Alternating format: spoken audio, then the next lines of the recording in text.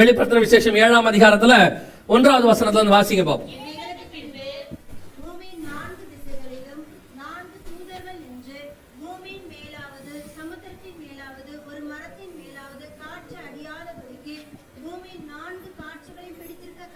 இது எதை பத்தி சொல்லப்பட்டிருக்குன்னு கேட்டீங்கன்னா, நல்லா கவனிச்சீங்கன்னா 6ஆம் அதிகாரம் 6ஆம் வசனத்துக்கும் 6ஆம் அதிகாரம் 6வது சீல் அங்க இருக்கும். 12வது வசனத்துல 6ஆம் முத்திரை உடைக்கப்பட்டது.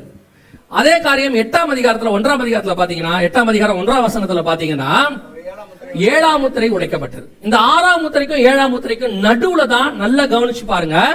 7ஆம் அதிகாரம் 9ஆம் வசனத்துல சபை பரலோகத்தில் இருக்கும். இவைகளுக்கு பின்பு நான் பார்த்தபோது சகல கோத்திரத்திலிருந்தும் ஜாதிகளிலிருந்தும் பாஷைக்காரந்தும் மீட்கப்பட்டதும் ஒருவரும் எண்ணக்கூடாததுமாகிய திரளான கூட்டமாகிய ஜனங்கள் வெள்ளை அங்கிகளை தரித்துக் கொண்டு தங்கள் கைகளிலே குருத்தோலைகளை பிடித்துக் கொண்டு சிங்காசனத்திற்கு முன்பாகவும் ஆட்டுக்குட்டியானதுக்கு முன்பாகவும் நிற்க கண்டேன்.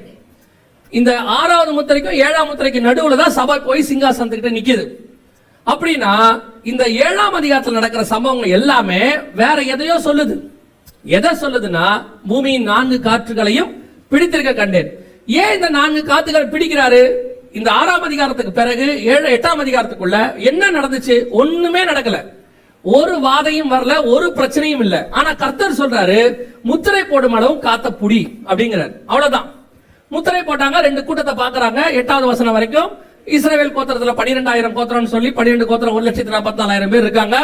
9வது வசனத்துல இருந்து ஒரு புதிய ஏற்பாட்டு சபையை குறித்தான விளக்கம் அங்கே இருக்கு. இந்த 7ஆம் அதிகாரத்துல இந்த 2 கூட்டத்தை பத்தி தான் சொல்லப்படுது. ஏன் காத்து பிடிக்கணும்? அந்த இடத்துல அது சம்மதம் இல்லாம ஒரு வார்த்தை இருக்கும். பூமியின் 4 காற்றுகளையும் பூமியின் மேல் அடியாதபடிக்கு, ஒரு சமுத்திரத்தின் மேலாவது ஒரு மரத்தின் மேலாவது அடியாதபடிக்கு பூமியின் 4 காற்றுகளையும் பிடித்திருக்க கண்டேன். ஏன் காத்த பிடிக்கணும் அப்படின்னு கேட்டீங்கன்னா, இதுக்கு பின்னாடியும் ஒரு சயின்ஸ் இருக்கு, இதுக்கு பின்னாடியும் ஒரு தேவ திட்டம் இருக்கு. இப்ப பாருங்க, இப்போ இந்த சிச்சுவேஷன் நான் சொல்றது 1980களுக்கு பிறகு இந்த 50 வருஷமாக நீங்க கொஞ்சம் கொஞ்சமா நாம எதை பேஸ் பண்ணி வரோம்னா, காற்றை நம்ம வாழ்க்கைக்கு வந்துட்டோம். இப்ப நம்ம யூஸ் பண்றதுல 80 to 90% எதை பேஸ் பண்ணி இருக்குது? காற்றை பேஸ் பண்ணி தான் இருக்கு. நீங்க யூஸ் பேசிக்கா செல்போன் வச்சுக்கோங்க. செல்போன்ல ஆரம்பிச்சு செல்போனுக்குள்ள என்னென்ன இருக்கு? உங்களுடையதான பேங்கிங் சிஸ்டம் இருக்கு, உங்களுடைய ஒர்க் இருக்கு, உங்களுடைய வாட்ஸ்அப் இருக்கு, உங்களுடைய பண பரிமாற்றம் அத்தனையும் இருக்கு. அப்படியே நீங்க எது வேணா போங்க, கம்ப்யூட்டர், வைஃபை அல்லது மொபைல் டேட்டா அல்லது ப்ளூடூத், எதை வேணா எடுத்துக்கலாம். எல்லாமே அடிப்படை பேஸ் காத்து. முன்னாடி ஒரு காலத்துல எதை வேணா அடிப்படை எடுத்தா ஒயர், கரண்ட் ஒயர்ல வரும். டெலிபோன் எதுல வரும்? ஒயர்ல வரும். எதை எடுத்தாலும் ஒயர்ல வரும். கம்பி உள்ள தந்தி முறைன்னு சொல்லுவாங்க.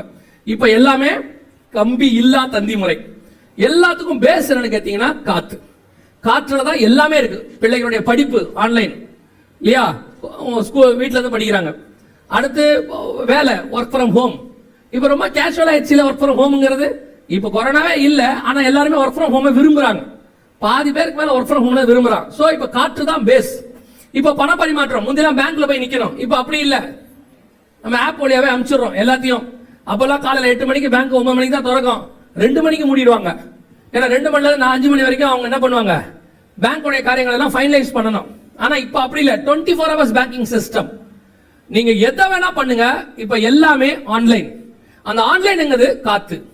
இது எதுக்காக அப்படின்னு கேட்டா, இப்ப நம்மள பழக்கப்படுத்தி நம்ம காத்துல வந்துட்டோம். ஆக்சுவலா இதுக்கு பின்னாடி என்ன இருக்குன்னு கேட்டீங்கன்னா, உங்களுக்கு எனக்கும் இந்த காத்தை அடிப்படையை வச்சு தான் ட்ராக் பண்றாங்க. ட்ராக்கிங் சிஸ்டம் இருக்கு இல்லையா, RFID ரேடியோ ஃப்ரீக்வன்சின்னு சொல்றோம்ல, இது எல்லாம் காற்றை அடிப்படையை வைத்தது. அடுத்த ஒரு கவர்மெண்ட் வரும்பொழுது உலகளாவிய, நான் சொல்றது இந்தியன் கவர்மெண்டோ தமிழ்நாடு கவர்மெண்ட் இல்ல, வேர்ல்டு கவர்மெண்ட் வரும்போது உலகளாவிய அத்தனை பேரையும் இந்த காற்றை அடிப்படையை வச்சுதான் பிடிக்க போறாங்க. சோ இதுக்கு நடுவுல வருகை வரப்போகுது. 6ஆம் முத்திரைக்கும் 7ஆம் முத்திரைக்கும் நடுவுல என்ன வரப்போகுது? வருகை வரப்போகுது. சபை எடுத்துக்கொள்ளப்பட போகுது. அப்படி நடக்கும் பொழுது நல்ல கவனிங்க, உலகமே கலவரத்துல இருக்கும். நீங்க அந்த 6ஆம் அதிகாரம் அந்த 8வது வசனத்தையும் 6ஆம் அதிகாரம் 12 முதல் உள்ள வசனத்தை நீங்க வாசிச்சு பாத்தீங்கன்னா, மிகப்பெரிய நேச்சுரல் கலாமிட்டி, இயற்கை பேரழிவு சம்பந்தப்பட்ட காரியங்கள் எல்லாம் இருக்கு. நான் உங்களுக்கு சொல்லிட்டு தான் முடிப்பேன். இதுக்கு நடுவுல என்ன நடக்குதுன்னே தெரியாது. சேட்டிலைட் பாதிக்கப்படலாம். நீ வானத்துக்கு ஏறி நட்சத்திரங்கள் நடுவன் கூட கட்டலாம், உன்னை அங்கிருந்து என்ன செய்ய விழ பண்ணுவேன். சேட்டிலைட் பாதிக்கப்பட்டா என்ன ஆகும் தெரியும்.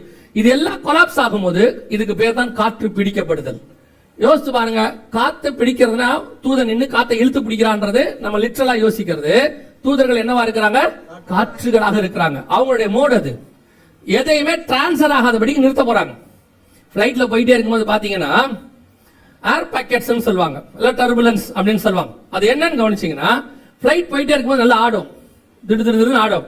சில நேரத்துல ஃபிளைட் கொஞ்சம் கீழே விழும், முத்துன்னு 10 அடி 20 அடிக்கு விழும். மேக்சிமம் நான் கேள்விப்பட்டது, நான் போனதுல கேள்விப்பட்டது 1000 அடி வரைக்கும் விழுந்திருக்கு. ஃபிளைட் வந்து 34,000 அடி 39,000 அடியில உயரத்துல பறந்துட்டு இருக்கோம். சில நேரங்கள் எத்தனை அடிக்கு வரும்? 1000 அடி கீழே வரும், 33,000 அடிக்கு விழும். எதனால அப்படின்னு கேட்டீங்க, ஆனா அந்த நேரத்துல நமக்கு உயிர் போய் உயிர் வரும், பயங்கரமா ஆடும், எல்லாம் பண்ணும். ஆனா அதுக்கு பேர் வந்து ஏர் டர்புலன்ஸ். அந்த இடத்துல என்னன்னு கேட்டீங்கன்னா காத்து இல்ல. அந்த இடத்துல என்ன இல்ல? காத்து இல்ல. பொதுவா ஃபிளைட் பறக்கும் போது காத்தை கிழிச்சிட்டு தான் பறக்கும். அந்த காத்த இல்லாத இடத்துக்குள்ள போச்சுன்னா ஃபிளைட் என்ன ஆகும்? கீழே விழும். இந்த காத்து எல்லாம் புடிச்சிட்டாங்கன்னு வச்சுங்க, என்ன ஆகும்? காற்று அடியாதபடி 4 காற்றுகளையும். அப்படின்னா என்ன அர்த்தம்? ஏதோ ஒண்ணு நடக்க போகுது, அது நியூக்ளியர் வாரோ அல்லது வந்து சோலார் சுனாமியோ, அதை பத்தி நான் உங்களுக்கு சொல்றேன். ஏதோ ஒண்ணு பூமி வெப்பமாக போகுது, காத்து அடியாதபடி ஒரு கண்டிஷன் ஒன்று உருவாக போகுது. இது ரொம்ப நேரம் இல்ல, சில காலம், சில நிமிஷம், சில மணி நேரம் நடக்கலாம். அதனுடைய அடிப்படையில் என்ன நடக்க போகுதுன்னு கேட்டீங்கன்னா, பூமியே ஒரு விதமான கலாமிட்டி. என்ன நடந்துச்சு என்ன போச்சு நடக்காது, இதுக்கு நடுவுல வருகையும் வரும். அப்ப உலகத்தை பொறுத்த வரைக்கும் இந்த கலாமிட்டியில, இந்த ஒரு பெரிய பிரச்சனையில எல்லாரும் காண போயிட்டான், நிறைய பேர் இருக்க மாட்டான். அப்படி இருக்கும்போது, காற்று பிடித்திருக்கும் போது இது நடந்துருச்சுன்னா, வருகை நடந்துச்சுன்னா, நம்ம வருகையில போனோங்கிறத எவனுக்கும் தெரியாது. கைவிடப்பட்டு நீங்க ஒருவேளை இருந்தீங்கன்னா சொல்லுவீங்க, இல்ல ஏற்கனவே அப்படியே பாக்குறாங்க, சீரியஸா பார்த்துட்டு இருக்கிறாங்க. வருகையில நீங்க கைவிடப்பட்டீங்கன்னா அவங்க யோசிக்கிறது என்னன்னா, அதுக்காக 3 நாளா வந்தோம் நாங்க அடிக்கிறீங்களா, இல்ல உங்களை சீரியஸா பார்க்க எனக்கு பிடிக்கவே இல்லை, அப்படியே எல்லாம் இப்படியே உட்காந்துருக்கா தெரியுமா. இப்ப எல்லாருமே அந்த இடத்துக்கு போயிட்டாங்க, காத்து அடியாத இடத்துக்கு போயிட்டாங்க. அப்படியே ஓ இப்படிதான் இருக்குமோ, போக போறோமோ. இப்பவே பாதி பேருக்கு வேர்த்துருச்சு, ஏசியில காத்து அடிக்கல. கவனிங்க, திருப்பி இயேசு சொல்றதே உங்களுக்கு சொல்றேன், கலங்காதபடி எச்சரிக்கையா இருங்க. இது எல்லாம் நடக்க போதுன்னு தான் சொன்னமே ஒழிய நீங்க அங்க இருப்பீங்கன்னு அர்த்தம் இல்ல, சரியா? நாம அதுல போயிருவோம் முன்னாடியே. ஆமென். நமக்கு இது இல்ல. இது ஏன் சொல்லி வச்சுட்டு போறோம்னா, நம்ம போயிருவோம், பின்னாடி வரவனுக்கு தெரியணும்ல. இவனுங்க ஏற்கனவே இதெல்லாம் சொன்னானுங்க, நம்ம கேட்கல அப்படின்னு ஒரு குரூப் இருக்குல்ல, அவங்களுக்காக தான் சொல்றோம். அப்ப நம்மதுல ஒரு குரூப் இருக்கும், என்ன சொன்னாலும் அதெல்லாம் நடக்காதுங்க, கர்த்தர் கிருபை உள்ளவர், வணக்கம் தான் சேர்த்து. புரியுதா? அப்ப இந்த சம்பவம் நடக்கும் போது நல்லா கவனிச்சு பாத்தீங்கன்னு சொன்னா, வருகை நடந்துரும். இந்த காற்று அடியாதபடிங்கிறது இதை அடிப்படையா கொண்டதுதான். ஆனா இப்ப கொஞ்சம் கொஞ்சமா கவனிச்சுட்டே இருந்தீங்கன்னா, மனுஷனுக்கு காற்றே கிடைக்கல. என்னங்க சொல்றீங்க? டெல்லி 100% என்னவாயிருச்சு, மனுஷன் வாழ தகுதி இல்லாத இடமா டெல்லி மாறிடுச்சான். அவங்க சொல்றாங்க, மனுஷன் வாழ்றதுக்கு தகுதி இல்லாத இடமாயிருச்சான் டெல்லி. பாருங்க, காத்து காசு கொடுத்து வாங்குறாங்க. இப்ப எப்படி வாங்குறாங்க? காசு கொடுத்து காத்த வாங்குறாங்க. அந்த அளவுக்கு டெல்லி போயிருச்சு. டெல்லி மட்டும் இல்ல, நிறைய மாநிலங்கள் அப்படிதான் போயிட்டு இருக்குது. தூசு அதிகமாகிட்டே போகுது. இங்க மட்டும் இல்ல, நீங்க விண்வெளியிலுமே கழிவுகள் என்னவாகுது? விண்வெளி கழிவுகள் அதிகமாயிட்டே இருக்கு எல்லா இடத்துலயும். மனுஷங்கிட்ட கத்தர் எதெல்லாம் கொடுத்தாரோ, அல்லது மனுஷன் எங்கெங்கெல்லாம் போனானோ எல்லா இடத்தையும் நாசம் பண்றது மனுஷனுடைய நிலைமை, சரியா? பூமியை கொடுத்தாரு, இப்ப பூமி முழுக்க எல்லாம் ஆயிப்போச்சு, டஸ்ட் இது எல்லாம் நடந்துருச்சு. சமுத்திரம் போய் பாருங்க, இருக்கிற கம்ப்யூட்டர் கழிவுகள் கொண்டு போய் எங்க கொட்டிட்டான்? சமுத்திரத்துல கொட்டிட்டான். 10க்கு நியூக்ளியர் டெஸ்ட், அது இது உலகத்தினுடைய கழிவு எல்லாத்தையும் கொண்டு போய் மொத்தமா கொட்டி சமுத்திரம் க்ளோஸ். சமுத்திர ஆர்வலர்கள் சொல்றான், சமுத்திரம் மிக மோசமான இடத்துல இருக்கு அப்படிங்கிறான். இப்ப பூமியும் அதே கண்டிஷன்ல தான் இருக்கு. இப்ப நம்ம காத்தினுடைய நிலைமை, கார்பன் டை ஆக்சைடு லெவல் ஏதோ 20 தான் இருக்கணும் அப்படிங்கிறாங்க. டெல்லியில 400 இருக்குதான். நமக்கு இருக்க வேண்டியது 20, டெல்லியில எவ்வளவு இருக்குதான்? 400 இருக்குதான். வாழ தகுதி இல்லாத மாநிலமாக அது மாறுது. அந்த மாதிரி காற்றினுடைய சுவாசம், அதைத்தான் சொல்றேன், காற்றினுடைய பஞ்சம் நான் சொல்றது இதைத்தான் சொல்றேன். 7ஆம் அதிகாரத்தில் சொல்லப்படுற காற்று பிடித்தல் வேறு, இது வேற. இப்ப நமக்கு காத்து இல்ல, காத்து பஞ்சம், நல்ல காற்று இல்லைன்னு அர்த்தம். தண்ணி பஞ்சம்னா என்ன அர்த்தம்? 70% கடல் இருக்குது, ஆனா பல நாடு தண்ணி இல்லாம இருக்கு. அதுக்கு என்ன காரணம்? குடிக்கிற தண்ணி இல்ல, நல்ல தண்ணி இல்ல. அதே மாதிரி காத்து பஞ்சம்னா என்ன அர்த்தம்? நல்ல காத்து இல்ல. நீங்க நிறைய நேரம் பார்த்திருக்கீங்களா? நீங்க இங்க வந்த உடனே தும்மல் சார் இடத்துக்கு ஒண்ணு தும்மல் வரும் உங்களுக்கு. ஒண்ணுமே பண்ணிருக்க மாட்டீங்க, அங்க போனோம்னா உங்களுக்கு கோல்டு பிடிக்கும். ஏன் பிடிக்குதுன்னே தெரியாது. ஆனா நீங்க குளிர் பிரதேசத்துக்கு போங்க, உங்களுக்கு கோல்டே பிடிக்காது, நல்லா இருப்பீங்க. நம்ம என்ன நினைச்சுப்போம் தெரியுமா? இங்க இருந்தா பயங்கர சைனஸ், தும்மல், அது இதுன்னு இருக்கு, நம்ம கோல்டு பிரதேசத்துக்கு போக கூடாது, அங்க போனா நல்லா இருக்கும். நான் என்ன வச்சு மட்டும் சொல்றேன், எனக்குலாம் 6 வயசுல இருந்து சைனஸ் இருந்துச்சு. கர்த்தருடைய கிருபையில பொழைச்சி உயிரோட வந்தேன் நான். சைனஸ் பயங்கர மோசம். நம்ம சைனஸ் போறதுக்கு அதுக்கு ஆர்ஜின் ஊர்லயே வாழ்ந்துட்டு இருந்தோம், இங்கே இருக்கோம். அப்புறம் ஒரு நாள் திடீர்னு எல்லாரும் பயமுறுத்துறாங்க, அங்க போகாத, அங்கெல்லாம் போனா உனக்கு வீசிங் வந்துடும், அதான் இதுதான். வெளிநாட்டுக்கு சில போக வேண்டிய சூழ்நிலை வந்துச்சு. போனா தும்மல் இல்ல, ஒண்ணுமில்ல, நார்மலா இருக்கு. மாத்திரை எடுக்க வேண்டிய அவசியமே இல்லாம இருந்துச்சு. என்னடா காரணம்னு கேட்டா, இது எல்லாத்துக்கும் காரணம் கோல்டு இல்ல, இது எல்லாத்துக்கும் காரணம் தூசு, டஸ்ட். அப்புறம் இவன் சொல்றான், நம்மளே தூசு தானே அப்படின்றான். கேட்டா உடனே, சுத்தி தூசு இருக்குடா, நம்மள என்ன, நம்ம தூசுன்றதுனால டெய்லி 2 கப் ஜூஸ் தூசியா சாப்பிட்டுக்கிட்டு இருக்கோம். உங்களுக்கு தெரியுமா, எனக்கு நடந்துச்சு. ஒரு டாக்டர், அவர் என்ன வச்சுதான் கத்துக்கிட்டாருன்னு வச்சுக்கோங்களேன். அவருக்கு ஸ்பெசிமன் நான் தான். என்னை கூட்டு போய் அவர்கிட்ட விட்டாங்க. நான் சொல்றது ஒரு 10-12 வயசுல கூட்டு போய் விட்டாங்க. அவர் கேட்ட டெஸ்ட் பண்ணி பார்த்துட்டு சொன்னார், உங்க பையனுக்கு டஸ்ட் அலர்ஜி இருக்கு, டஸ்ட் தான் ரொம்ப பிரச்சனை, என்ன பண்ணணும்னு கேட்டோம்னா அவர் சொன்னாரு, உங்க பையன் பாடியில டஸ்ட் ஏத்திட்டோம்னா, டஸ்ட் என்ன ஐயோன்றீங்க, ஏத்திருக்கோம் டஸ்ட் ஏத்திட்டீங்கன்னா அது வந்து என்ன ஆகும்னு கேட்டீங்கன்னா எதிர்ப்பு சக்தியை உண்டாக்கிடும். அதுதான் மெடிக்கலி நம்ம எப்பவுமே செய்வோம். ஒரு கிருமி அழிக்கிறதுக்கு அதை விட ஸ்ட்ராங்கான கிருமி என்ன பண்ணிடுவோம், இதான் ஃபார்முலா, மெடிக்கல் ஃபார்முலா.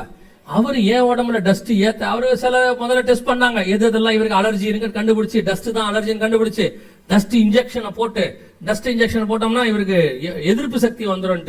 நமக்கு அது ஆப்போசிட் ரியாக்ஷன் ஆகி போச்சு. டோட்டல் கொலாப்ஸ் ஆகி கடைசியா சாகர நிலைமைக்கு போய் கர்த்தர் அங்கிருந்தா காப்பாத்தினாரு. என்ன அங்கிருந்தா உள்ள கர்த்தர் வந்து ரெடி பண்ணி இப்போ கொண்டாந்து நிக்க வச்சிருக்கிறாரு. அப்போ இந்த டஸ்ட் இருக்கு பாத்தீங்களா, இது வந்து நமக்கு காத்து பஞ்சத்தினுடைய ஒரு அடையாளம். சுவாசிக்கிற நல்ல காத்தே இல்ல, தண்ணி பஞ்சம், காத்து பஞ்சம் என்ன நல்ல காத்து இல்லைன்னு அர்த்தம். நமக்கு இப்ப அது பெருசா தெரியல. இப்ப போய் பாருங்க, கன்னியாகுமரியில குளிச்சவன் சென்னையில வந்து குளிக்கவே மாட்டான், பாத்திருக்கீங்களா? தெரியுமா தெரியாது உங்களுக்கு? கன்னியாகுமரியில டெய்லி ஒரு நாளைக்கு 2 தடவை குளிக்கிற மனுஷன் சென்னை வந்து என்ன பண்ண மாட்டான், குளிக்கவே மாட்டான். சென்ட் அடிச்சு 2 நாள் 3 நாள் ஆனாலும் பரவாயில்லன்ட்டு ஊர்ல போய் குளிச்சுக்கிறேன்பா. காரணம் என்ன? சென்னை தண்ணி அவ்வளவு நல்ல தண்ணி,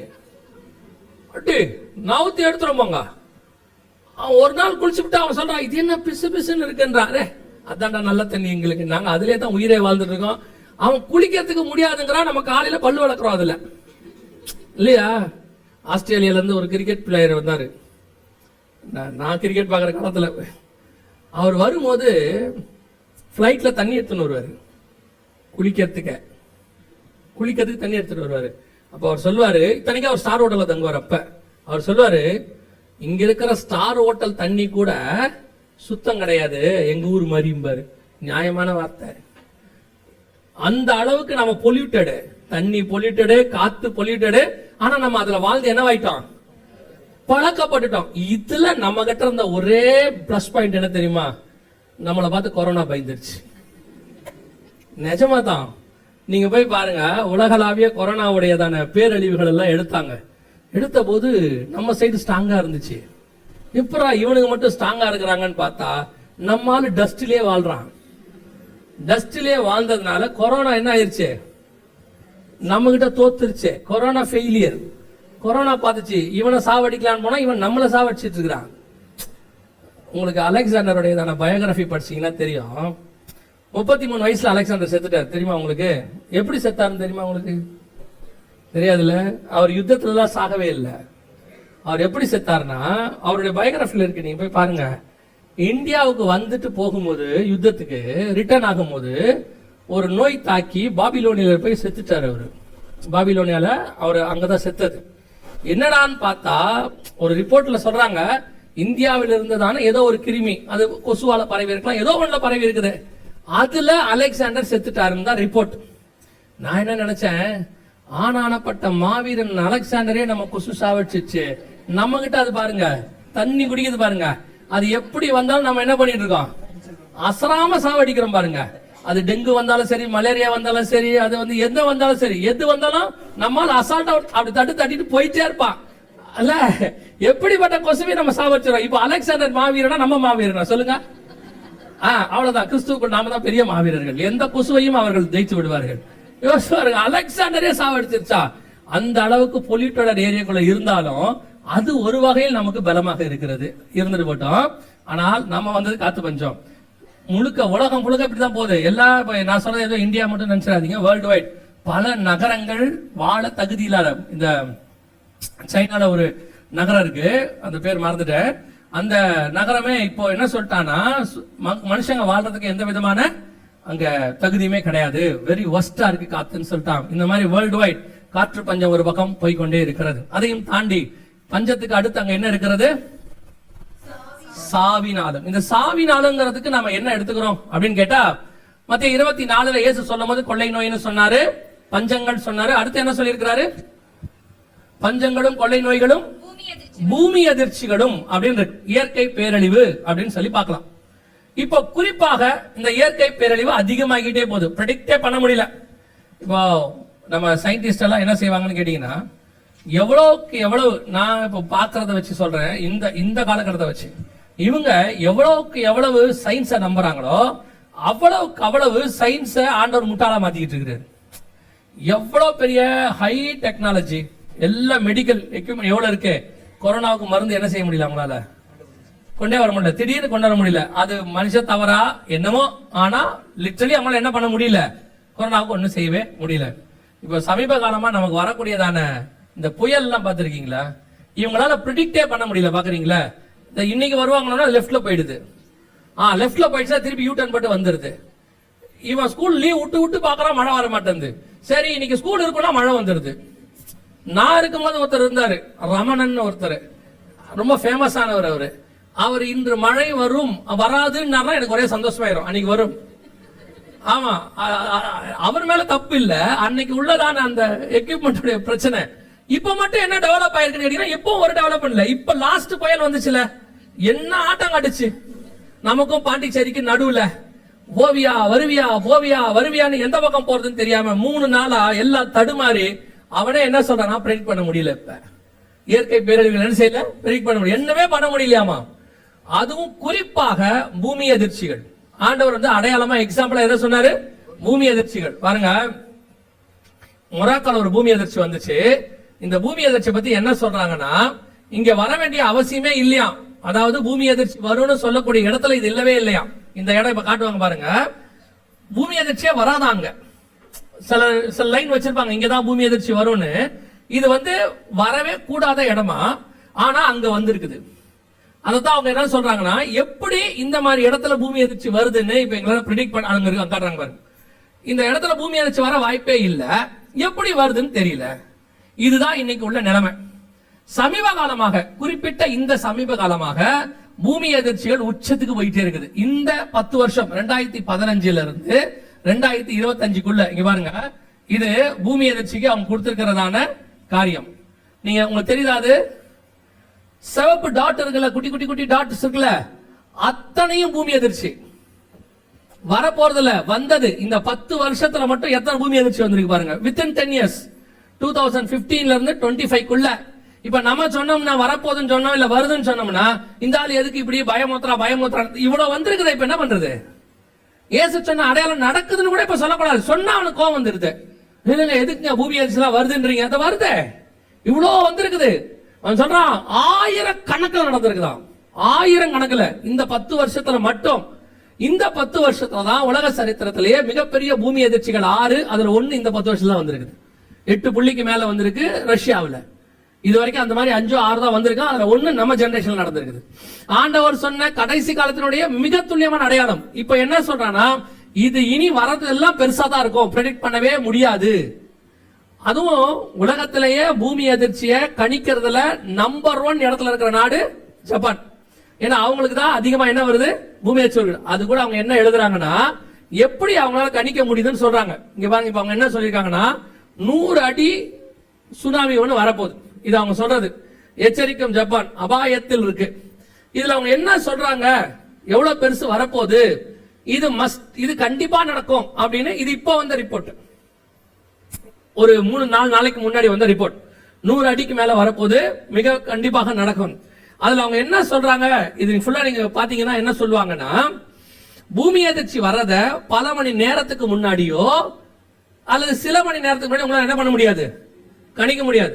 எப்ப கணிக்க முடியும்னா, சில நிமிஷத்துக்கு முன்னாடி, 1 or 2 minutes or 3 minutes முன்னாடி. அது கூட எதுக்கு சொல்றாங்கன்னா, அவங்க எப்படி அதை இதுல என்ன சொல்றாங்கன்னா, அந்த 3 நிமிஷம் 4 நிமிஷத்துல என்ன பண்ண முடியும் நம்ம கேட்போம்ல, இதுல என்ன பண்ண முடியும்னா, அவங்க அந்த 3-4 நிமிஷத்துக்குள்ள போய் டேபிள் கடையில ஒளிஞ்சு கொள்றது, இல்லைன்னா வீட்டை விட்டு வெளியே ஓடி வர்றது. அந்த எர்த்குவேக் பிரிகாஷன் சொல்லுவாங்க, அதை சொல்லி கொடுத்திருக்காங்க ஸ்கூல்ல. ஒரு பாடம் அது அவங்களுக்கு, பிள்ளைகளுக்கு பாடம், வீட்லயும் பாடம். சோ இந்த மாதிரி நடக்கும் பொழுது எப்படி அதுல இருந்து எஸ்கேப் ஆகிறது, தப்பிக்கிறது அப்படிங்கறத அந்த 4 நிமிஷத்துக்குள்ள நீங்க தப்பிக்கிறதுக்கு தான் கண்டுபிடிச்சு வச்சிருக்கான். இப்போ வரைக்கும் அவங்ககிட்ட இருக்கிற பூமி அதிர்ச்சியினுடைய கணக்கு 100 அடி வரைக்கும் வரும்ன்றான். இப்ப அவன் சொல்றான், ஜப்பான் கவர்மெண்ட் கொடுத்திருக்கு 3 லட்சம் பேர் வரை, அவங்க நாட்டில் அவங்க சொல்றாங்க 3 லட்சம் பேர் வரை மறிக்கக்கூடிய அளவிற்கு, பாதிக்கப்படக்கூடிய அளவிற்கு மிகப்பெரியதான ஒரு பூமி எதிர்ச்சி ஒன்று வரும் அப்படின்னு சொல்றாங்க. இது ஆண்டவர் சொன்ன 3வது, இது நடக்க போகுதுன்னு சொல்றாங்க. இந்த பூமி அதிர்ச்சியினுடையதான விளைவுகள் எவ்வளவு தூரத்தில் இருக்கும் அப்படின்னு அவங்க சொல்றாங்க. மிகப்பெரிய இதெல்லாமே நீங்க பார்க்கறது ரெப்யூட்டட் சேனல்ஸ்ல வந்தது. மேல இருக்கு பாருங்க, இதுல ரெப்யூட்டட் சேனல், ஒரு ஆத்தரைஸ்ட் நியூஸ் அப்படின்னு சொல்லுவாங்க.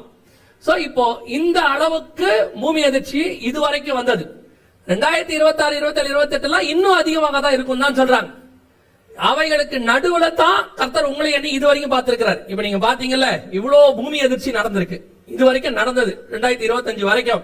இத்தனைக்கு நடுவுல தான் கர்த்தர் உங்களை எண்ணியும் பத்திரமாய் பாதுகாத்து வச்சிருக்கிறார். புரியுதா உங்களுக்கு? இது இப்ப சொல்லும் போது ஏன் பயப்படாதீங்க நம்ம சொல்றோம்னா, இந்த 1000 கணக்கில் பூமி அதிர்ச்சிகள் நடந்திருந்தாலும் அவைகளுக்கு நடுவில் தேவன் ஜீவனோடு கூட நம்மளை பாதுகாக்கிறார். அதன் அடிப்படையில் உங்களுக்கு சொல்றோம், இன்னும் ஒரு பெரிய பூமி அதிர்ச்சி ஒன்று வரணும். அது நமக்கு பிப்ளிக்கலி வரணும். சொன்ன என்ன கணக்கு கேட்டீங்கன்னா 2 வரணும். ரொம்ப பெருசானது பைபிள்ல உள்ளது. வாசிங்க, எசேக்கியேல் புஸ்தகம் 38ஆம் அதிகாரம் 19வது வசனம் வாசிங்க. அந்நாளிலே இஸ்ரவேல் தேசத்திலே பெரிய அதிர்ச்சி உண்டாகி, அந்நாளிலே இஸ்ரவேல் தேசத்திலே பெரிய அதிர்ச்சி உண்டாகி, இந்த பெரிய அதிர்ச்சி இருக்கு பாத்தீங்களா, இதுதான் அடுத்து இஸ்ரவேல்ல வர வேண்டியதான மிக முக்கியமான பூமி அதிர்ச்சி. 2வது இன்னொரு பூமி அதிர்ச்சி ஒன்று வரணும். 14ஆம் அதிகாரம் இல்ல மன்னிக்கணும் 16ஆம் அதிகாரம் வெளிப்படுத்துற விசேஷம் 19வது வசனம் வாசி.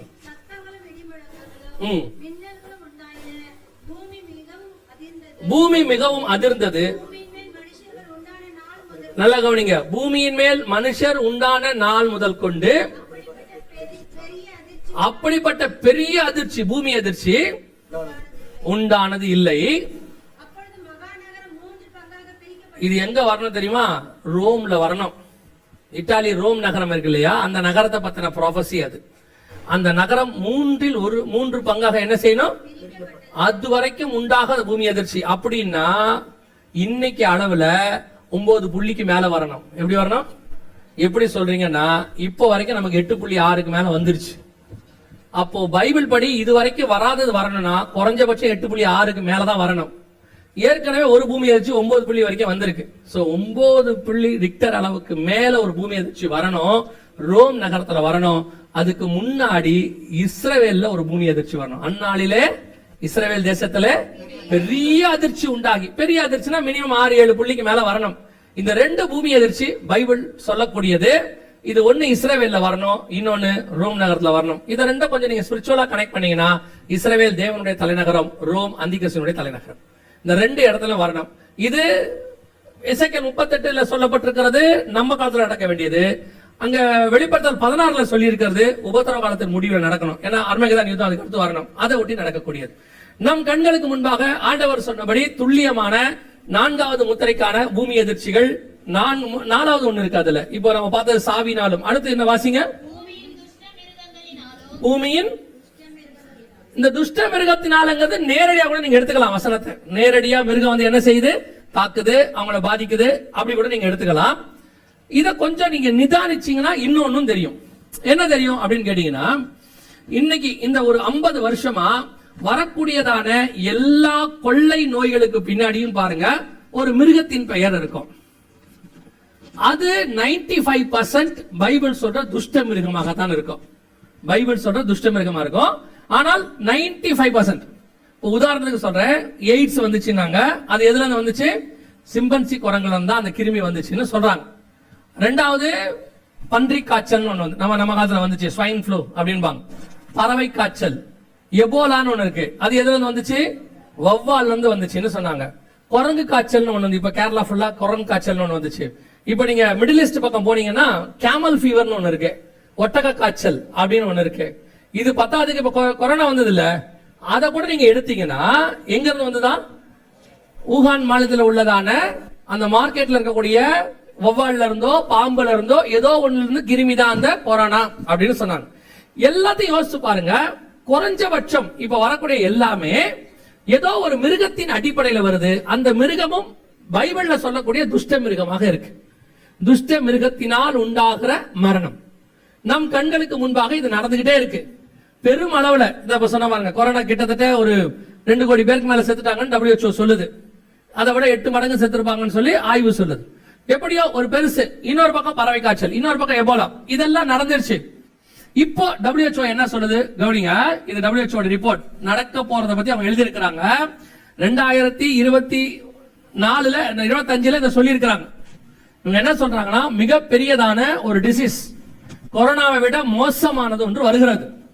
அதுக்காக அவர் என்ன சொல்றாருன்னா, அதாவது WHO உடையதான செக்ரட்டரி டெட்ராஸ் அனந்த் அப்படின்னு சொல்லுவாங்க. சவுண்ட் வைமா. கொரோனாவை விட மோசமான மற்றொரு பெருந்தொற்றை எதிர்கொள்ள தயாராக இருக்குமாறு உலக சுகாதார நிறுவனத்தின் தலைவர் டெட்ராஸ் அதானம் எச்சரித்துள்ளார். இது கொரோனாவை விட இப்போ ஏற்கனவே இப்ப ஒருவேளை கொரோனா நீங்க நினைச்சிடக்கூடாது, அதுக்காக சொல்றேன்.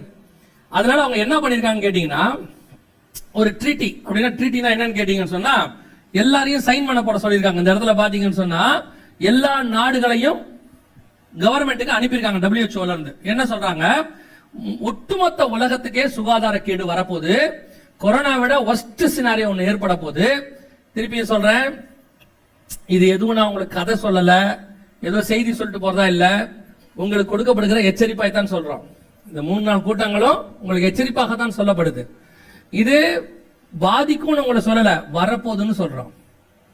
வரும்போது நீங்களும் உலகத்தார் மாதிரி என்ன ஆகக்கூடாது, கலங்கி தவிக்க கூடாதுன்றதுக்கு தான் கர்த்தர் முன்பதாகவே சொல்றாரு. நம்ம ஆண்டவருடைய திட்டம் எப்பவுமே நல்லா புரிஞ்சுக்கோங்க. அவர் சொன்னதை செஞ்சு நான் தேவன்னு நிரூபிக்கணும்ன்றது அவர் பிளான் கிடையாது. அவரோட திட்டம் என்னன்னா, அவர் ஒண்ணு சொல்றதுக்கான காரணம் என்னன்னா, நாம மனம் திரும்பிட்டோம்னா அதை நடத்தாம அவர் நிறுத்திடுவாரு. அதுக்குதான் ஆண்டவர் சொல்றது. இப்போ ஆகாபு கிட்ட போய் சொல்றாரு, நீ பிழைக்க மாட்ட, சாக போறேன்னு. இப்ப போய் எலியா சொல்றாரு ஆகாபு கிட்ட. ஆண்டவர் சொல்லிட்டாரு, கட்டில் மேல ஏற நீ என்ன மாட்ட, இறங்க மாட்ட, சாக போற அப்படின்னு சொல்லிட்டாரு. வசனம் சொல்லுது, ஆகாப் மனம் கசிந்து அழுதான். என்ன பண்றான், ஆண்டவர்கிட்ட அழுத உடனே கர்த்தர் என்ன பண்றாரு, போய் எலியா கிட்ட சொல்றாரு, பாத்தியா ஆகாப் தன்னை தாழ்த்தினதை கண்டாயா. இப்ப கர்த்தர் அவங்ககிட்ட சொல்ல சொன்னதுக்கு ரீசன் என்ன, அப்புறம் அவன் தாழ்த்தணுங்கிறது. ஆனா தீர்க்கதரிசியோட மைண்ட் என்னவா இருக்கும் தெரியுமா, சொன்ன தீர்க்கதரிசி எப்பவுமே நான் சொன்னது நடக்கணும். அதான் யோனாக்கும் எலியாவுக்கும் உள்ள வித்தியாசம். யோனாவுக்கு நான் சொன்னேன், அது நடக்கல. ஆண்டவருக்கு நான் உன்னை சொல்ல சொன்னதே நடக்க கூடாதுன்றதுக்கு தான். இத புரியணும் முதல்ல நமக்கு. இப்ப கூட உங்களுக்கு இதெல்லாம் சொல்றதுக்கு காரணம் என்னன்னா, இதெல்லாம் வரப்போது, நீங்க எல்லாம் ஒரு வழி ஆக போறீங்க, அப்படி இல்ல. இவையெல்லாம் நடக்க போது, இவையெல்லாம் சம்பவிக்க வேண்டியதே. ஏன்னா இது சபை பண்ண தப்பு இல்ல, இது உலகம் பண்ண தப்பு. அந்த தப்பினுடைய விளைவு அவங்க நியூக்ளியர் வெடிச்சாங்க, கடலை நாசம் பண்ணாங்க, பூமியை நாசம் பண்ணாங்க. அதனுடைய விளைவு நடக்க போது. அது நடக்கும் பொழுது நீங்களும் நானும் கலங்காதபடி பத்திரமா இருக்கிறதுக்கு கர்த்தர் கொடுக்கிறதான முன்னெச்சரிக்கை இது. இதை நீங்க எப்படி எடுத்துக்கிறீங்க யூசுவலானா, இவர் வந்தாலே இப்படி தாங்க சொல்றாரு எதையாவது. இது இது இது உங்களுக்கு சொல்றதுக்கு காரணம் உங்களுக்கு புரியல பாருங்க. எகிப்து முழுக்க சங்காரம் நடக்கும், தலப்பிள்ளை சாகும், அப்படி எடுத்துப்பீங்களா? இல்ல ஆட்டுக்குட்டி ரத்தம் பூசப்பட்ட வீட்டுக்குள் நடக்காது, இதை எடுத்துப்பீங்களா? நீங்க எகிப்துல நடக்குதுன்னு பயந்தீங்கன்னா உங்க வீட்டுக்குள்ளேயும் நடக்கும். என் வீட்டுக்குள்ள நடக்காதுன்னு விசுவாசமா இருந்தீங்கன்னா அது உங்க வீட்டுக்குள்ள வராது. இவ்வளவுதான் வித்தியாசமே. அப்ப சொல்ற விஷயத்த எந்த கோணத்துல நீங்க பாக்குறீங்கன்றதெல்லாம் இருக்கு. நான் சொல்றது புரியுதா? அப்ப இப்ப சொல்றதோட நோக்கம் என்ன, எச்சரிப்பாக சொல்லப்படுது. அதெல்லாம் நடக்காது, அதெல்லாம் ஆகாது அப்படின்னா அது உங்க இஷ்டம். ஆனா கர்த்தர் உங்களுக்கு காஷன் கொடுத்துறாரு. நான் கொடுக்கலாம் பரவாயில்ல, ஆண்டவர் வேதத்துல கொடுத்திருக்காரு. இது WHO சொல்லுது. அடுத்த சில வருஷங்கள் திருப்பி நல்லா கவனிச்சுக்கொள்ளுங்க. 2018 இப்படி சொல்லும் போதுதான் ஒரு சிலர்லாம் அப்படியே கேஷுவலா, அதெல்லாம் கர்த்தர் கிருபை உள்ளவர், ஆண்டவர் இரக்கம் உள்ளவர். திருப்பியும் சொல்றேன், இந்த கிருபையின் காலம் 2000 வருஷமா இருக்கு. இந்த கிருபையின் காலத்துல குருசேடர்ஸ் சொல்லி சிலுவை போர்கள் நடந்திருக்கு. இதே முதல் உலக யுத்தம், 2ஆம் உலக யுத்தம், இதே மாதிரி கொரோனா வந்திருக்கு, பெரிய பெரிய பேரழிவுகள், சுனாமி எவ்வளவு நடந்திருக்கு. இதெல்லாம் எந்த காலத்துல நடந்துச்சு? இதே கிருபையின் காலத்துல தான் நடந்திருக்கு. நீங்க கிருபைன்னு பொய்யான மாயை பற்றி கொண்டு என்ன பண்றீங்க? கிருபையை போக்கடிக்கிறீர்கள். கிருபை இருக்கு, அது என்ன அர்த்தம்? கிருபை இருக்கிறதுனால நடக்காதுன்னு அர்த்தம் இல்ல. அதுக்கு நடுவுல உன்னையும் என்னையும் பாதுகாப்பார், அதான் கிருபை. தம்மை நோக்கி பார்த்தவர்களை கர்த்தர் பத்திரமா வச்சுக்கொள்றார், அதான் கிருபை. இப்ப நம்ம கிருபைனா என்ன நினைக்கிறோம்? இது எதுவுமே அது எப்படி நடக்காம இருக்கும்? கர்த்தர் சொன்ன வார்த்தை அது நடக்கத்தான் செய்யும். கவனிங்க, இது WHO சொல்லிருக்கு. அடுத்து இது அவன் 2024 சொல்லிட்டான். நல்லா கவனிங்க, 2018 அவர்கள் சொன்னது 2020 நடந்துச்சு. திருப்பி 2014 சொன்னது 24 நடக்கும் நான் சொல்லல. எப்ப நடக்கும் தெரியாது. ஆனா அவங்க வேர்ல்டுக்கு கொடுக்க வேண்டிய காஷனை கொடுத்துட்டாங்க. கொரோனாவை விட மிக மோசமானது ஒன்று வருகிறது. நீங்க அதுக்கான ஒரு ஒப்பந்தத்தை போடுங்க. எல்லா நாடுகளுடைய சுகாதாரத்தையும் எங்களுக்கு எழுதி கொடுங்க, நாங்க பாத்துக்கிறோம், மாத்திரை கொடுக்கிறோம். இது அந்திகிறிஸ்து ஆட்சிக்கான ஆயத்தத்துக்கான ஒரு வழி. இப்ப அடுத்து அவன் என்ன பண்ணுவான் தெரியுமா? நீ என்ன மாத்திரை போடணும், நீங்க என்ன விதமான காரியங்கள் செய்யணும், உங்களுக்கு எதை பண்ணணும் எதை பண்ணக்கூடாதுன்ட்டு ஒரு சிப்பு ஒண்ணு கொடுத்து உங்களை மானிட்டர் பண்ண தொடங்கிடுவாங்க. நீங்க அத பைபிள்ல சொல்லியிருக்க சிப்புன்னு சொன்னா போட மாட்டீங்க. அதுவே உங்களை சாக விடாம பண்றதுக்கான மாத்திரை, உங்களுடைய பிபி, உங்க சுகர் எல்லாத்தையும் அது செக் பண்ணும். ஹார்ட் அட்டாக் வருதுன்னா முன்னாடியே சொல்லும். உங்களை பத்திர எல்லா இன்ஃபர்மேஷன் அதுல இருக்கும். அதுவே ஆட்டோமேட்டிக்கா போன் பண்ணி ஆம்புலன்ஸ கொண்டு வரும்னா நம்ம தான் ஃபர்ஸ்ட் போடுவோம் இல்லையா? ஏன்னா நமக்கு வந்து அறிவு பொத்துக்கு பாருங்களேன். நம்ம எப்பவுமே நம்ம கிட்ட இருக்க ஒரு பெரிய நல்ல குணம் என்னன்னா, ஃபர்ஸ்ட் போய் அதை செய்யறது. கேட்டா சொல்றது, கர்த்தர் நமக்கு ஞானம் கொடுத்திருக்கிறார், செய்யலாம், ஒன்னும் பிரச்சனை இல்லை. இப்ப நம்மள வந்து இப்படி சொன்னா போட மாட்டோம்னு அவனுக்கு தெரியும். வலது கையில நெத்தியில் என்ன செய்ய மாட்டோம்? முத்திரை. இப்ப பாருங்க, நாய்களுக்கு சிப்பு போட சொல்லியிருக்காங்க பாத்தீங்களா? போட சொல்லியிருக்காங்க. எல்லா தெரு நாயில இருந்து எல்லா நாய்க்கு என்ன சொல்றாங்க? ஃபர்ஸ்ட் வீட்டு நாய்க்கு ஆரம்பிச்சிருக்காங்க, அடுத்து தெரு நாய்க்கு போட போறாங்க. நீங்க நினைச்சுக்கிட்டு இருக்கீங்க நாய்களுக்கு போடுகிறார்கள், மனுஷனுக்கு போடுறதுக்கு முன்னாடி முதல்ல எங்க செக் பண்ணுவாங்க? சிப்பு உங்க வீட்டு வாசல் வரைக்கும் வந்துருச்சுன்னு அர்த்தம். சிப்பு உங்க வீட்டு வாசல் வரைக்கும் வந்துருச்சு. ஒவ்வொன்றுத்துக்கும் சிப்பு போட்டு எல்லாத்தையும் நாங்க 2015-14 சேலத்துல ஒரு நாய்க்கு சிப்பு போட்டதை பார்த்தோம். அந்த சிப்பை வந்து அவங்க ஸ்கேன் பண்ணா அல்லது சொன்னா எனக்கு ரொம்ப ஆச்சரியமாயிருச்சு. நான் சொல்றதெல்லாம் இப்ப இல்ல, 10 வருஷத்துக்கு முன்னாடி. அந்த அளவுக்கு நமக்கு தெரியாம நாடு அட்வான்ஸ்டா இருக்குன்னு உங்களுக்கு சொல்றேன்.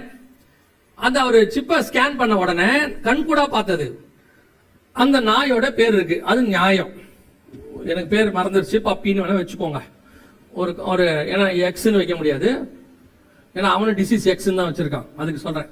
பப்பின்னு வச்சுக்கோங்க. அதுல என்னங்க இருக்குன்னு கேக்குறீங்களா? இந்த பப்பியோட அப்பா அம்மா யாருன்னு அதுல இருக்கு, பேர் இருக்கு. சரியா? அது மட்டும் இருந்தா பரவாயில்ல, அந்த பப்பியோட அப்பா அம்மா இருக்காங்களா 2 பேரு, அவங்களுடைய அப்பா அம்மா யாரு, அதாவது பப்பியோட 2 தாத்தா பாட்டி யாருன்னு அதுல இருக்கு. ஸ்கேன் பண்ணி வச்சிருக்காங்க. அதுக்கு ஒரு நம்பர் கொடுத்திருக்காங்க. எங்க போனாலும் காணாம போச்சுன்னா கண்டுபிடிக்கிற அளவுக்கு பண்ணி வச்சிருக்காங்க. இது 10 வருஷத்துக்கு முன்னாடி தமிழ்நாட்டில் உள்ள டெக்னாலஜி. இது நடந்தது. இப்போ கம்பல்சரி ஆகுது, ஃபைன் போடுறாங்க தானே, கம்பல்சரி ஆகுது. இது கொஞ்சம் கொஞ்சமா மனுஷனுக்கு வருது. இப்போவாவது உங்களுக்கு உணர்வு வரணும். உலகத்தானுக்கு வராது. உலகத்தானை பொறுத்த வரைக்கும் சேஃப்டி. நம்மளை பொறுத்த வரைக்கும் கர்த்தர் கொடுக்கிற எச்சரிப்பு, வீட்டு வாசல்ல இருக்கிற நாய் வரைக்கும் சிப்பு வருது. இனி உள்ளே வர்றதுக்கு ரொம்ப நேரம் ஆகாது. இந்த வார் முடியட்டும். இப்ப நம்ம பார்த்தோம்ல வார், இந்த வார் முடியட்டும். நீங்க பாருங்க, மிகப்பெரியதான ஒரு பாதுகாப்பு அமைப்புன்னு உருவாக்குவாங்க. செத்து போனவன் உயிரோட இருக்கிறவன தெரியல, எவ்வளவு பேர் செத்தாங்க, எவ்வளவு பேர் உயிரோட இருக்காங்க தெரியல, எத்தனை பேர் பாதிக்கப்பட்டாங்க, எத்தனை பேர் பாதிக்கப்பட தெரியல. சோ எவ்ரிபடி மஸ்ட் ஹேவ் ஒரு சர்வைலன்ஸ். எல்லாருக்குள்ளேயும் இப்படி ஒண்ணு காரியம் போடணும்னு ஒரு ரூலே வரும், சட்டம் வரும். அதோட முன்னோட்டம் தான் வேக்சின் சர்டிபிகேட். வேக்சின் சர்டிபிகேட் இருந்தா தான் நீங்க வெளியே வரணும். வேக்சின் சர்டிபிகேட் இருந்தா தான் உனக்கு வேலை. வேக்சின் சர்டிபிகேட் இருந்தா ஸ்கூல்னு சொன்னாங்கல்ல, அதே மாதிரி வேக்சின் சர்டிபிகேட் பதிலா இதை யோசிங்க. இப்ப நாய்க்கு போற சிப்பை யோசிங்க. இப்ப சொல்றாங்க அதை போட்டாதான் நாய் இருக்கணும், இல்ல உனக்கு ஃபைன் சொல்றாங்கல்ல, அதே கருத்தை உங்களுக்கு சொல்ல போறாங்க. வேக்சின் சர்டிபிகேட்டுக்கு பதிலாக இந்த சிப்புக்கு பதிலாக அவங்க சொல்ல போறாங்க, இது போட்டா தான் உங்களுக்கு வேலை, இல்லனா உங்க பேங்க் வேலை செய்யும். ஒரே நாள் உங்க பேங்க் அக்கவுண்ட் ஃப்ரீஸ் ஆயிடும். நீங்க எத்தனை அக்கவுண்ட் வச்சாலும் ஃப்ரீஸ் ஆயிடும். அதுக்கு தான் முன்னாடி என்ன பண்றாங்கன்னா கேஷ்ல இருந்து டிஜிட்டலுக்கு போறாங்க. டிஜிட்டலுக்கு போய் உங்க கையிலேயே கேஷ் இல்லாத நிலைமை கொண்டு வராங்க. நான் லிட்டரலா ஒரு எக்கனாமிஸ்ட பேசினேன். அவர் சொல்றாரு கேஷ் சிஸ்டம் 80% குறைஞ்சிருச்சாம். மக்கள் இப்ப எங்க போயிட்டாங்களாம்? டிஜிட்டலுக்கு போயிட்டாங்களாம். 80% டிஜிட்டலுக்கு போயிடுச்சாம். ரோட்ல பழம் விக்கிறவரு QR கோட உட்கார்ந்து இருக்காரு. ஆமா தானே? அங்க ஆரம்பிச்சு வேர்ல்டு பேங்க் வரைக்கும் எல்லாமே எங்க இருக்கு? டிஜிட்டல் ஆயிருச்சு. 80% டிஜிட்டல். இப்ப அவன் சொல்லுவான், இப்போ கொரோனாவை விட மிக மோசமானது ஒன்று வரும். வந்துச்சு, கொரோனா வந்துச்சு. அதே மாதிரி இது வந்த பிறகு என்ன சொல்லுவாங்க தெரியுமா? அத்தனை பேரும் வேக்சின் சர்டிபிகேட். அதுக்கு பதிலா ஒண்ணு சொல்லுவாங்க, உங்க எல்லாருக்கும் புது விதமான சிப்பு ஒண்ணு போட போறோம். இது எதுக்காகனா, இனி ஃபியூச்சர்ல எவ்வளவு பேர் வியாதி வந்தாலும் இது கண்டுபிடிச்சிரும். உங்க உடம்புக்குள்ள கிருமி வந்தோன்னா அது சொல்லிடும், என்ன இருக்குன்னு சொல்லிடும். இதுக்கப்புறம் நீங்க என்ன செய்ய வேண்டியதில்ல, போய் டெஸ்ட் பண்ண வேண்டியதில்ல. அங்க போய் நின்ன உடனே அவங்க ஸ்கேன் பண்ணாங்கன்னா உங்க பாடியில என்ன இருக்குன்னு அது காட்டி கொடுத்துரும். இது மஸ்ட் ஆக்கிடுவாங்க, மஸ்ட். இப்ப நீங்க போட முடியாதுன்னு சொல்ல முடியாது. முடியாதுன்னு அவங்க சொல்லுவாங்க, எப்படி இப்ப வேலைக்கு வராதுன்னு சொன்னாங்களோ வேக்சின் சர்டிபிகேட்டுக்கு, அதே மாதிரி சொல்லுவாங்க, உங்க போனை இதுல கனெக்டணும், உங்க போன் நம்பரை இதை மாத்தணும், உங்க ஆதார் நம்பரை இதை போடணும். இனிமேட்டு இது இல்லாட்டி உங்களுடைய போன்ல இருக்கிற எதுவுமே வேலை செய்யாதுன்னு சொல்லிடுவாங்க. என்ன ஆகும் யோசிச்சு பாருங்க. உங்க போன் இன்னைக்கு முழுவதுமாக ஷட் டவுன் ஆச்சுன்னா என்ன ஆகும்னு யோசிச்சு பாருங்க. கண்ணு கெட்டுற தூரத்துல இருக்கு, கண்ணு கெட்டுற தூரத்துல இருக்கு. வீட்டு வாசல்ல இருக்கிற நாய்க்கு வந்துருச்சு, உள்ளே வரக்கூடிய காலகட்டம் மாத்திரம் பாக்கி. நீங்க வெறும் நாயா பாக்குறீங்க, அவங்க நாயை ஒரு பைலட் மெத்தட், ஒரு எக்ஸாமினேஷன்ஸ் இதா பாக்குறாங்க, டெஸ்டிங் முடிச்சு சக்சஸ் ஆன உடனே உள்ளே வந்துருவாங்க. சோ நம் கண்களுக்கு முன்பாக ஆண்டவர் சொன்னபடி மிக துல்லியமான அடையாளம். எல்லாருக்கும் அதுக்கு தான் இந்த ட்ரீட்டி. இதை நீங்க சாதாரண ட்ரீட்டியா பாக்குறீங்க, இதுக்கு பின்னாடி இதான் அவங்களுடைய திட்டமாக இருக்கு. இதை நீங்க தடுக்க முடியுமா? முடியாது. நீங்க போய் WHO பேசுவீங்களா? நாங்கள் ஒத்துக்கொள்ள மாட்டோம். முதல்ல உங்களை மதிக்கவே மாட்டாங்க. அவன் கவர்மெண்டே மதிக்க மாட்டான், WHO யாரையும் மதிக்க மாட்டாங்க. ஒரு இப்ப தெரியுமா, நம்மளுடைய மொத்த மெடிசன்ல இங்கிலீஷ் மெடிசன் அத்தனையும் அவங்க கண்ட்ரோல்ல தான் இருக்கு. உங்களுக்கு ஞாபகம் இருக்கும்னு நினைக்கிறேன், கொரோனா நேரத்தில் டோலோ 650 உங்களால வாங்க முடியாது தெரியுமா? வாங்க நிலைமை வந்துச்சா இல்லையா? டாக்டர் பிரிஸ்கிரைப் பண்ணா மட்டும் தான் டோலோ 650 சொன்னாங்க. ஒரு சாதாரண டோலோ 650 கண்ட்ரோல் பண்ண முடிஞ்ச அவங்களால மொத்த மெடிசனையும் கண்ட்ரோல் பண்றதுக்கு எவ்வளவு நேரம் ஆகும்? இதெல்லாம் கொஞ்சம் கவனிக்கணும். உலகம் சர்வாதிகாரத்தின் கைக்கு போய் கொண்டிருக்கிறது. உங்களை அறியாத சர்வாதிகாரம் ஒன்று உருவாகிறது.